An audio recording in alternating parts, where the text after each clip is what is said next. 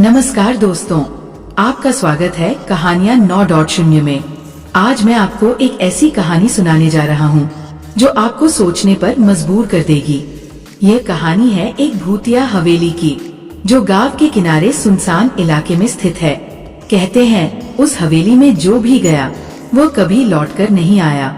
लेकिन आखिर वहाँ ऐसा क्या है? चलिए आज जानते हैं इस रहस्यमयी हवेली की कहानी। गांव के पास एक पुरानी हवेली थी। सालों से वहाँ कोई नहीं गया था। गांव वालों का कहना था कि रात के समय वहाँ अजीब आवाजें आती थी, कभी किसी के चीखने की तो कभी किसी के रोने की। लोग डर के मारे उस हवेली के पास भी नहीं जाते थे। लेकिन राहुल, जो गांव का एक नौजवान था, इन सब बातों पर यकीन नहीं करता था। उसे लगता था कि ये सिर्फ लोगों की कल्पनाएं। एक दिन उसने ठान लिया कि वह उस हवेली में जाएगा और लोगों के डर को गलत साबित करेगा। राहुल ने अपने दोस्तों से कहा, मैं इस हवेली का सच जानने जा रहा हूँ। अगर मैं वापस न आऊँ तो समझ लेना वहाँ वाकई कुछ गड़बड़ है। दोस्तों ने उसे रोकने की कोशिश की, लेकिन राहुल नहीं माना। राहुल जैसे ही हवेली के अंदर पहुँचा, उसे चारों तरफ अजीब सी ठंडक महसूस हुई।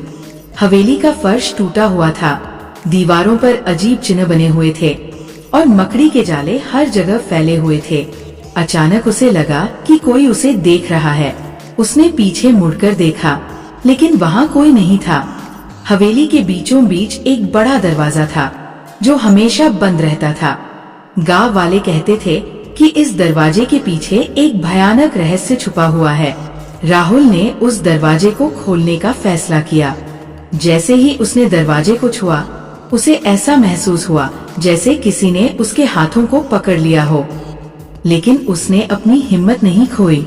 उसने धीरे धीरे दरवाजे को धक्का दिया।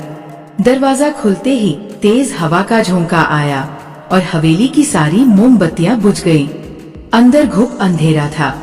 राहुल ने अपनी टॉर्च जलाकर देखा। कमरे के बीचों बीच एक पुरानी लकड़ी की कुर्सी थी और उस पर एक काले कपड़े में लिपटी आकृति बैठी हुई थी। अचानक वो आकृति हिलने लगी। राहुल डर के मारे पीछे हट गया। उसने घबराहट में दरवाजे की ओर दौड़ लगाई, लेकिन तभी दरवाजा अपने आप बंद हो गया।